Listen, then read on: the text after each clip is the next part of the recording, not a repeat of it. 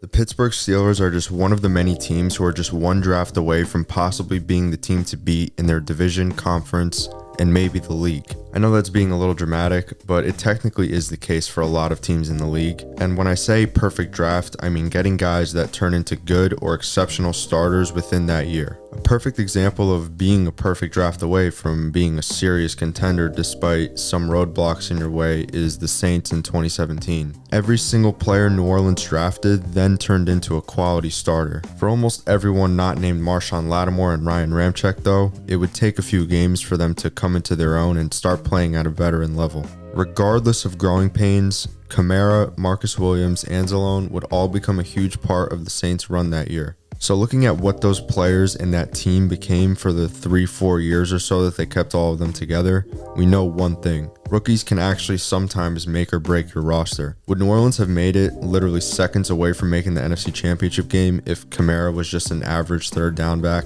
Or if Lattimore, Ramczyk, Williams were all just average depth pieces? Probably not. It's clear how important a rookie can be. I think Pittsburgh can recreate what New Orleans did that year, and I don't think it'll be too hard to do so. Before we get into the full 7-round mock draft that I've broken down, I want to look at the transactions made by the Steelers this offseason, which led to the roster we have now. And before I get into anything from earlier this year, the Steelers just brought in wide receiver Allen Robinson via trade, so that definitely changes a lot. I like the move. I think it just shows that Pittsburgh wants to win now. Robinson was kind of stuck in a shitty situation with the Rams, but I think he's more consistent in Pittsburgh. Now getting into the real offseason, they cut cornerback William Jackson after acquiring him via trade with Washington, and that saved them a whopping $12.1 million in cap space, which is a bit much for someone who didn't really make an impact, so it's good that they let him go when they did. Pittsburgh also let go of Myles Jack after he had some pretty significant struggles and a groin injury. Jack ate about $3.2 million in dead money, but ultimately the Steelers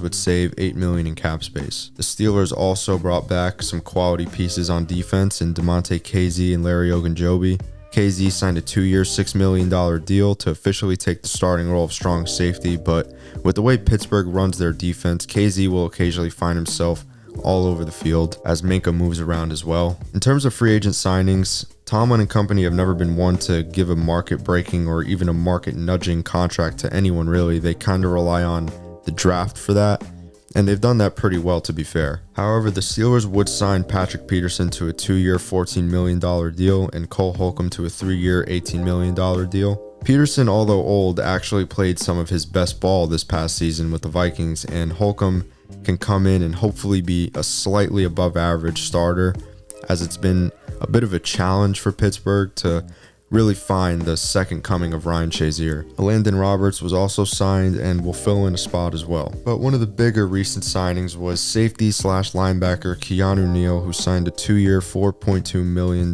deal, which is slightly under what I think he's worth. But Neal will probably be used as a hybrid safety in big nickel or a dime linebacker, so he'll have a role. So even though the roster doesn't have a glaring need, we still go into this draft with the full intention of drafting immediate starters. And we're going to try and do that with at least the first 3 or 4 picks or so. With that being said, let's kick off this mock and introduce our newest Pittsburgh Steeler. Now this is almost too perfect, but there's something that I just like about this pick, and this whole mock isn't really based off of any insider reporting or special draft information I could have possibly heard. It's just my gut and what I would do if I was Mike Tomlin and Omar Khan. Bringing in the son of a former Steeler who won a Super Bowl and brought an attitude to that defense just feels all too right. It's such a Pittsburgh Mike Tomlin-ish move. You know, we saw Cam Hayward's brother Connor score a touchdown and share an emotional moment, so Mike Tomlin has always been a man of the people. And not to mention, Joey Porter is a fantastic player. He fits the mold of a Steeler. He's big for his position, physical.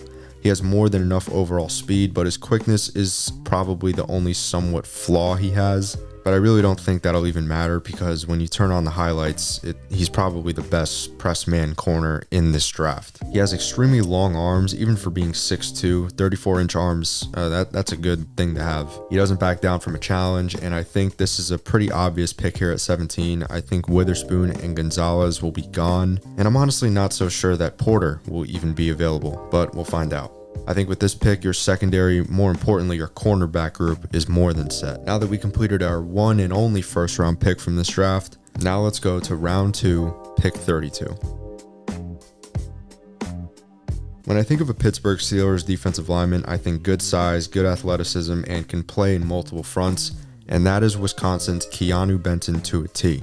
When you look at Keanu Benton, he reminds me a lot of former Steeler Javon Hargrave in a lot of ways. He's a bit taller than Hargrave, but still possesses that low gravity you would see in a, say, 6'1", 6'2"-ish defensive lineman. When he gets in the backfield, he's absolutely relentless. There's tons of plays where you see him one-on-one with a running back or a quarterback in space, and he's able to mirror their moves but also close down on the play so he's not just prancing around back there with happy feet where eventually he'll get juked out or ran out to the edge. He started for most of his 4 seasons at Wisconsin, which is always a good thing to have under your belt. Wisconsin had a bent nose tackle, 3 and 4 technique, and he was able to play either without issue. Cam Hayward, though still dominant, is at the back end of his career, and outside of him and Ogunjobi, they really don't have someone that they can rely on to play everywhere inside and do it at an above average level.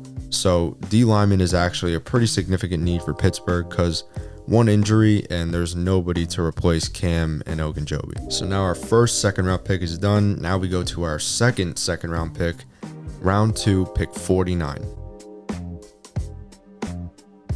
Tuli Tuipulotu is yet another one of these edge rushers in this class who's had experience inside, and it's been said that there's a lack of length for him to play outside and a lack of mass for him to play inside, which doesn't seem to affect his play on the field. Pittsburgh right now literally has TJ Watt, Alex Highsmith, and that's it.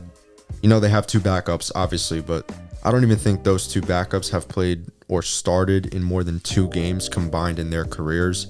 And with the injury to Watt last year, this should raise at least enough concern for Pittsburgh to address the need of another pure edge rusher, which I think Tuipulotu will eventually be stationed at. Watching him, he plays with a really long stride when he lined up outside. He has incredibly quick hands at the point of attack. He's able to regain control if he gets lost in his rush, which rarely happens. I think his pass rush arsenal is loaded and is extremely underrated. He looks like a veteran sometimes, the way he was able to manhandle some of these tackles. And I don't know if he'll be here at 49, but it's definitely possible, and I don't see any need to pass up on him if he is there because, like I said, edge rusher is actually a pretty important need for Pittsburgh. Now, after 3 straight defensive picks and hopefully starters, we head to the 3rd round and our only 3rd round pick, finally going offense, round 3, pick 80. Wanya Morris, I think, has improved tremendously dating back to the start of his college career at Tennessee. He had a pass blocking grade of just 20.9 in his first year as a starter, and just this past fall at Oklahoma, it was at 73.9. So a difference over 4 years is sometimes all it takes for someone, and that was a pretty big difference, going from 20 to 73 as your pass blocking grade. And looking at Pittsburgh's roster, there's a need for a backup / swing tackle. Morris has the desired size, length, and he's a great athlete, and he's shown nothing but improvement ever since he got to the collegiate level, and he'll continue to do that under Mike Tomlin. Right now, Chikoma Okorafor and Dan Moore are pretty solid at tackle. I don't really think the starter is an issue. It's more of the backup, and they really don't have any backups besides LaRaven Clark. You know, it could definitely use some improvement on that side, and I think Wanya Morris will deliver that. We're getting a lot of help in the trenches in this draft, which is something that the Steelers are just really top heavy in, and they need sort of that player that's just sort of a step behind the starter instead of being 4 steps behind. Now we kind of take a big leap here as we go 40 picks down to our first and only 4th round pick, round 4, pick 120. Marte Mapu is one of those freak Cam Chancellor-like athletes at 6'3", 215 that's listed as a safety but can play this hybrid linebacker role. Mapu played safety at Sac State, and for Pittsburgh, I think having Minka, Keanu Neal, KZ is a very good safety group. And if you add Mapu to that, he can be there as a role player and backup until he develops. The best thing for the Steelers to do would be to maybe see if he can add weight and put him in at dime linebacker in obvious passing situations. You look at Pittsburgh, they literally only have have maybe one linebacker, Cole Holcomb, that they can call their go-to cover guy on 3rd and 8. But even then, they really don't have that true number one backer that they can rely on consistently in coverage. Mapu didn't go up against the best competition, but I'm not going to take away from his production. He had an 85.5 run defense grade and is an absolute baller in coverage. So this may be a bit of a reach, but Pittsburgh doesn't pick again until the 7th round, where he'll be long gone by then. So I think right now, this is a great pickup and someone who can really turn into something special for your defense. Speaking of that 7th round pick, we fast forward 3 rounds all the way to the 7th round. We have round 7, pick 241. The Steelers just traded for Allen Robinson, like I mentioned, and right now they're looking pretty good with that wide receiver group. I don't know how long Anthony Miller, Des Fitzpatrick, etc. will last on that roster. We have to wait till cut day comes, and we're still also waiting to see Calvin Austin play and what he can bring to the offense. So there's a lot of question marks, even though they have a lot of receivers. And you can never have enough receivers in this league, and Karis Jackson has 4 years of experience at Georgia, playing against the SEC, which is the best of the best at every position. Georgia used him everywhere on the field. He can catch tunnel screens, go deep, go over the middle. They gave him jet sweeps. So a veteran college receiver with versatility and experience at the highest level is a damn good pick at this point in the draft. This isn't just the draft and stash either. He made some great plays with Georgia. You're getting him for basically nothing in the 7th round. And finally, with our last pick, we have round 7, pick 251. Carrington Valentine is one of my favorite day 3 diamonds that this draft is full of. I'm going to be honest, he will not be available at 251. He's probably going to go in the 6th round. Maybe he falls to the 7th, but in no world should he. Valentine is a great press corner despite a thin frame. He has all the confidence in the world to mirror the team's number 1 receiver. You see it in the way he plays. He's instinctive, not afraid to tackle, and I do personally think he's better than a 6th or 7th round pick. I would go as early as round 5. Assuming he does fall for some reason, the Steelers just got an absolute steal who will have to get lucky to see any action, but if they have to throw him in there for a few plays or even a few games, they'll be fine. He just needs a full NFL offseason and training and as much playing time as he can, and he'll be ready. His motor is through the roof, and he wants to be the best player on the field. And that's always a good player to have, no matter what team you are, no matter what your needs are, because players really feed off that. And that's it. We just mocked a full draft for the Pittsburgh Steelers. We addressed a lot of needs. So with the 17th pick, we snagged Joey Porter Jr. from Penn State to hopefully develop into our CB1. With the 32nd pick, basically still in the 1st round, we got another potential day 1 starter in defensive tackle Keanu Benton from Wisconsin. Round 2, pick 49, we grabbed USC edge rusher Tuli Tuipulotu to add to the rotation of Watt and Highsmith. Round 3, pick 80, we got offensive tackle Wanya Morris, giving us a great backup for either side of the offensive line. Round 4, pick 120, we took the extremely versatile Marte Mapu from Sacramento State, who could easily develop a bigger role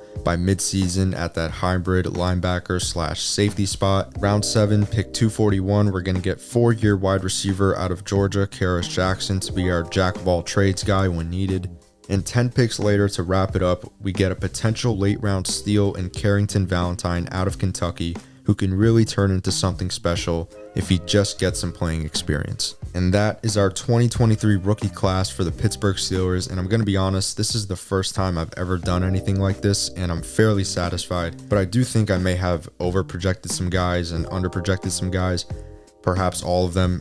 But in terms of just the result of this mock, I think it's pretty damn good. You get 2, arguably 3 instant day 1 starters, along with 4 players who will just get better and better the more and more they see the field. That is the best case scenario too. You obviously never know with these things, but on paper, we have our team. Kenny Pickett showed a lot in his rookie year. He has the edge to him, but also the leadership, and the fan base, as far as I know, loves him. And so does Mike Tomlin and the team. The AFC North is stacked, and so is the AFC as a whole. You're talking a division with Joe Burrow, Deshaun Watson, and hopefully Lamar Jackson, so it's not going to be a walk in the park, but the Steelers after this draft are built to compete with anyone. 3 great receivers on the outside, outside, a really good tight end, a really good running back with a really good backup. The offensive line has guys I didn't even mention, like Isaac Seumalo, which was an absolute slam dunk of a signing in free agency. The front seven is now complete after that draft. TJ Watt back to 110%, and the secondary is loaded with talent. We have all bases covered, and this is arguably the best team Pittsburgh has had since 2017, and I really mean that. This is a playoff team without a doubt.